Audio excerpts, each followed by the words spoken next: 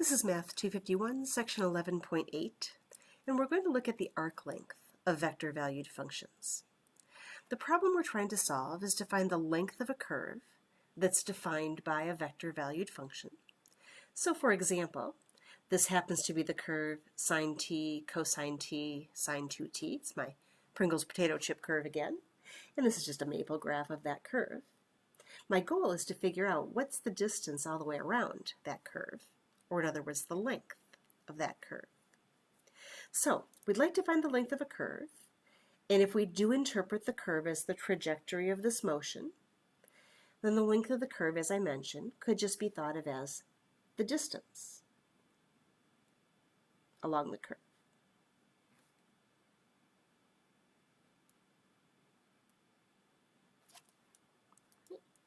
So how do you find distance? Well, thinking way back to algebra, one of the early algebra equations you probably learned, which assumed a constant rate in one direction, was distance equals rate times time, right?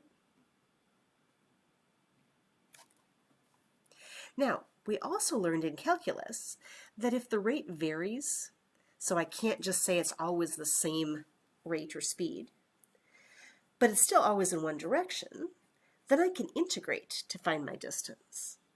So we learned that distance could be calculated as the integral of, we usually called it v of t, our velocity function, dt.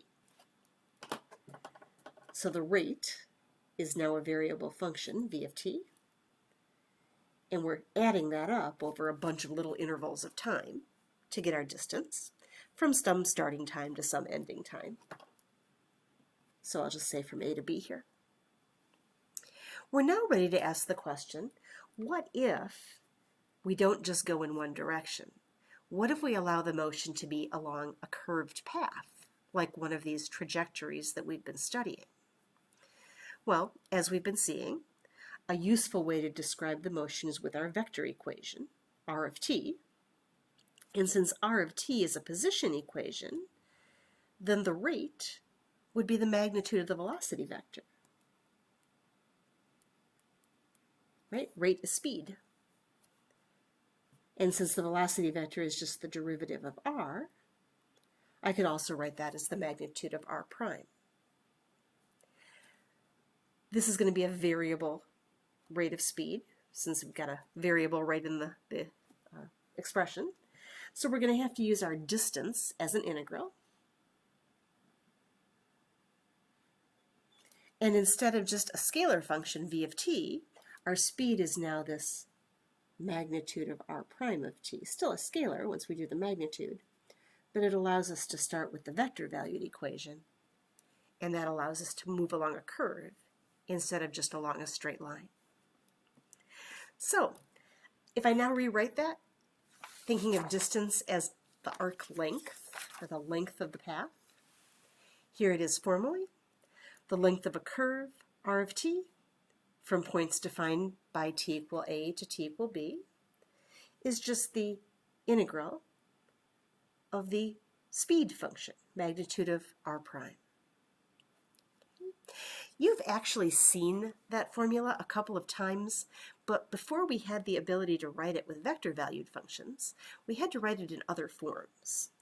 Let's just make a couple of connections to some other forms of arc length that you already studied back in Calc 2. In Calc 2, you probably remember this formula. The length of a curve, y equals f of x, from x equals a to x equal b, is the integral of 1 plus the square of the derivative, square root of all that, dx. How is that related to this? Well, let's think about that for a moment. Let's parameterize the curve y equals f of x. If we use our typical x equal t, then y would be f of t. And I could write this as the vector-valued function, t comma f of t, right? That means that r prime would be 1 f prime of t, and the magnitude of r prime would be the square root of 1 squared, which is 1, plus the derivative squared. And notice that that magnitude is exactly what we're integrating in that function. So we didn't yet have the ability to write it as a vector-valued function, but we can now see what we're really looking at here. You also probably learned an arc length formula for a parametrically defined curve. If we've got x equal x of t and y equal y of t, then we usually define this as our arc length formula back in Calc 2. This is really obvious what's going on. Since it's already parameterized, it would be really easy to write my vector-valued equation, x of t, y of t, meaning that r prime would be x prime of t, y prime of t, and the magnitude of r prime, would be the square root of x prime squared plus y prime squared. And once again, notice that's exactly the integrand here. So both of those were formulas, different formulas, when really we only needed one. We just didn't have the language yet to write these in terms of vector-valued functions. All right, let's do a couple of examples.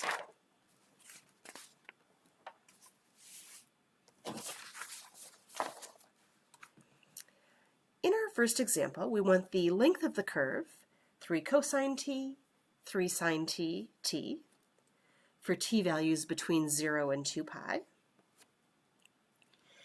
And so I'm going to start by getting my speed function, r prime of t. By the way, notice that's just a helix, right? R prime would be negative 3 sine t, 3 cosine t, 1. And so the speed, magnitude of r prime, would be the square root of 9 sine squared t plus 9 cos squared t plus 1. Sine squared plus cos squared is 1, so that's just 9 plus 1, or the square root of 10, so a nice simple speed function this time. And my arc length is just the integral of that speed function. Specifically, we want this from t equals 0 to t equal 2 pi. And that's easy enough to do. We're just integrating a constant. So we'd have the square root of 10 times t from 0 to 2 pi, or 2 pi square root 10 minus 0, or approximately about 19.87 units long.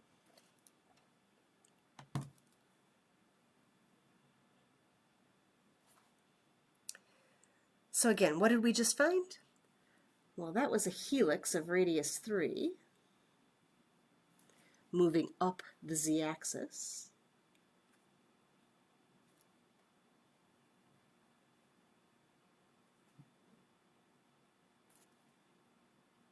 And we were going from 0 to 2 pi, so it was one complete circle, but we'll end up above where we started. And we just figured out the length of that trajectory is about 19.87 units long. All right. In example 2, let's find the length of this curve from the point 0, 0, 4 to the point 9, 27, 4. So I've given r again. My velocity function, r prime, would be 2t, 3t squared, 0.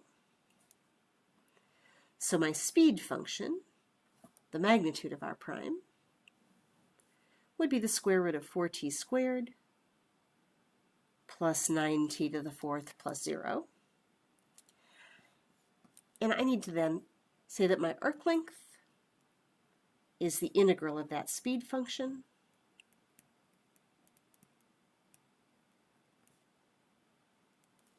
And I just need to figure out my limits of integration. If you take a look here, and it really doesn't matter, you can just pick any variable. Let's look at the x values. X equals t squared, and we start at x equals 0.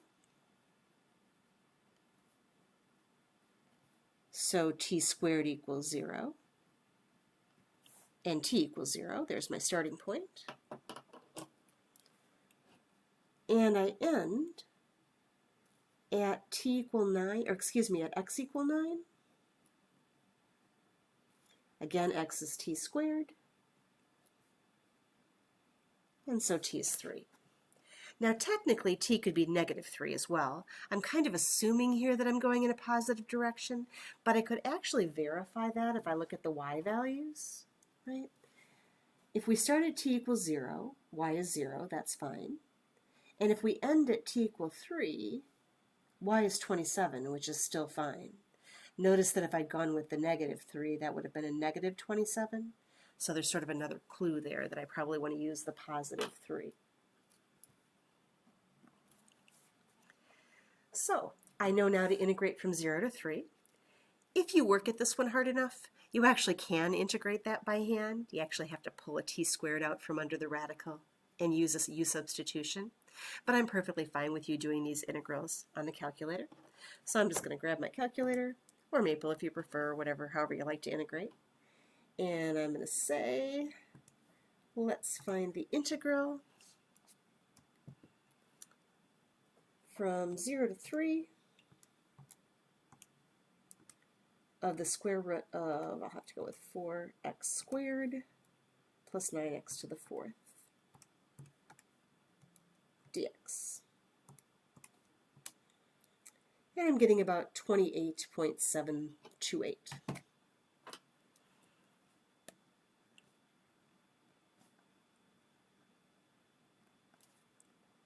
for the length of that curve.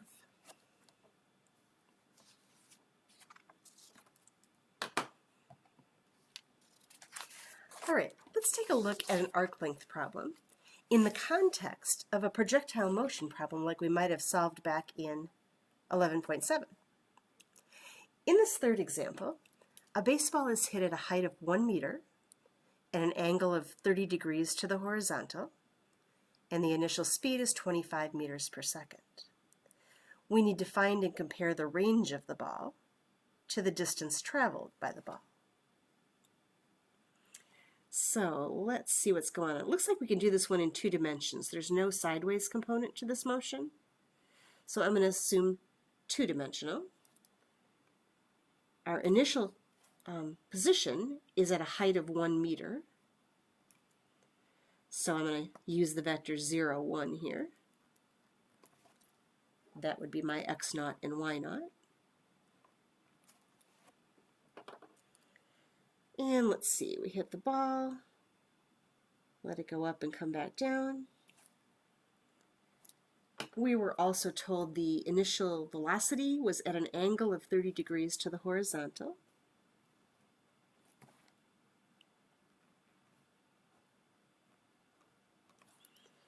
And the initial speed was 25 meters per second.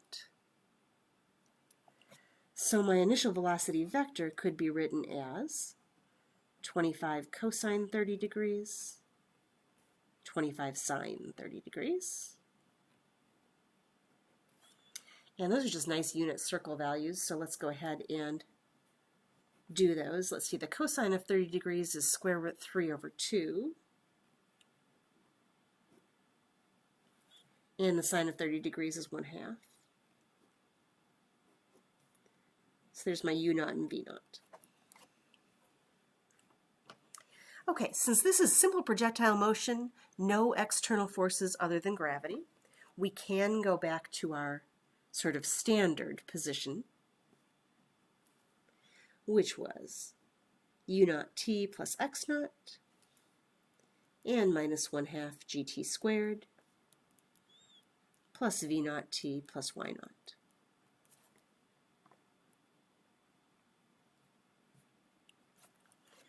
So let's see, these were in meters, so we're going to use a g of 9.8 meters per second squared here.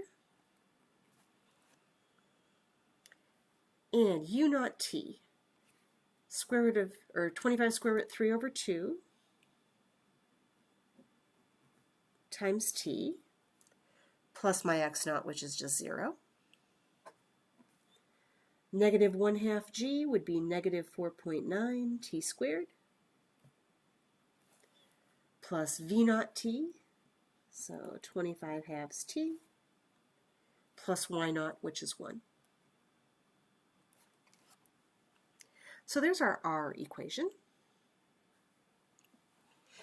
Let's start with the range of the ball.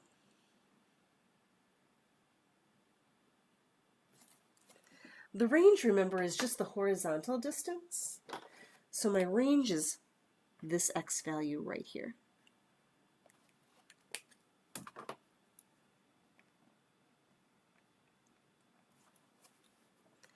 In order to figure out that range, I will need to know the time of flight, because the range is just the x value at the time the ball lands. So I'm going to start out by finding time of flight.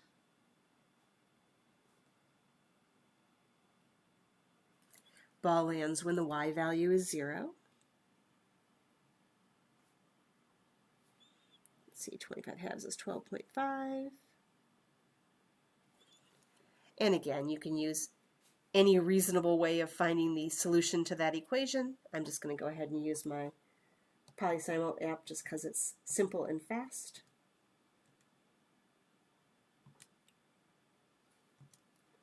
We've got negative 4.9, 12.5, and 1. And it looks like the only positive t value I'm getting is about 2.629. The negative value would be before the ball is hit, so we're not interested in that. All right, range would be the x value at that time.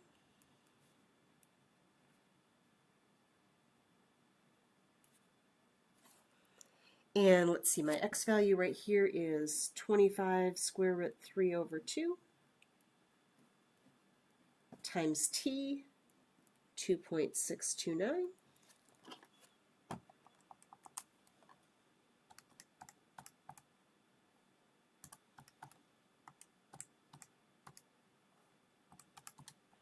And I'm coming out with about 56.92. And that would be in meters.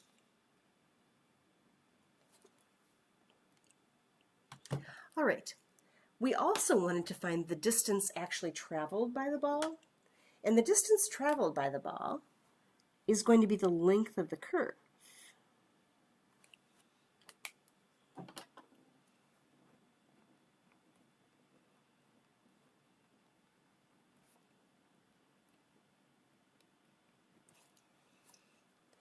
So now I'm going to have to use my new formula to find the distance or arc length of that curve.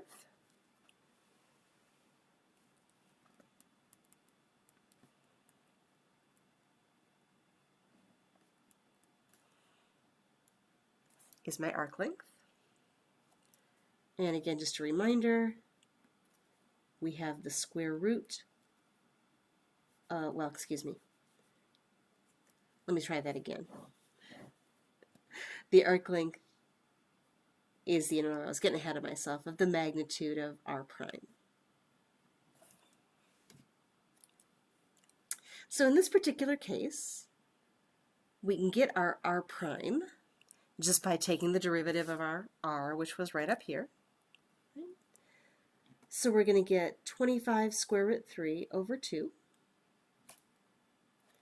and negative 9.8t plus 25 halves.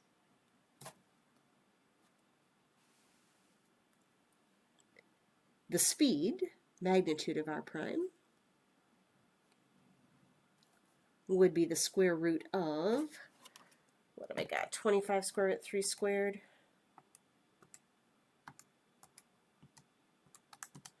divided by 4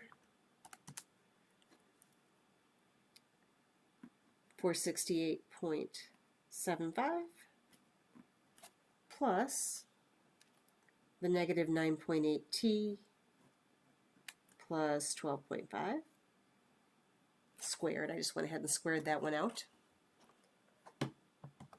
And that's not going to get a whole lot simpler than that. I don't really want to square that out. I'm just going to integrate on the calculator anyway, so I'll leave it exactly like that. And my arc length will be the integral. And remember, we already know how long it took the ball to land, right?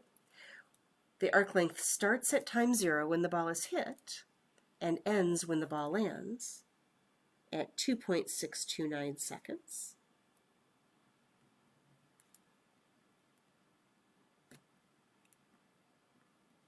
And we're just going to integrate the speed function.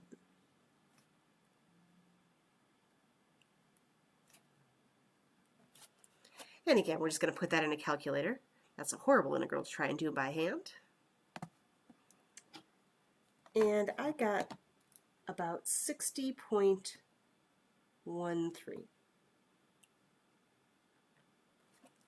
And that would also be in meters.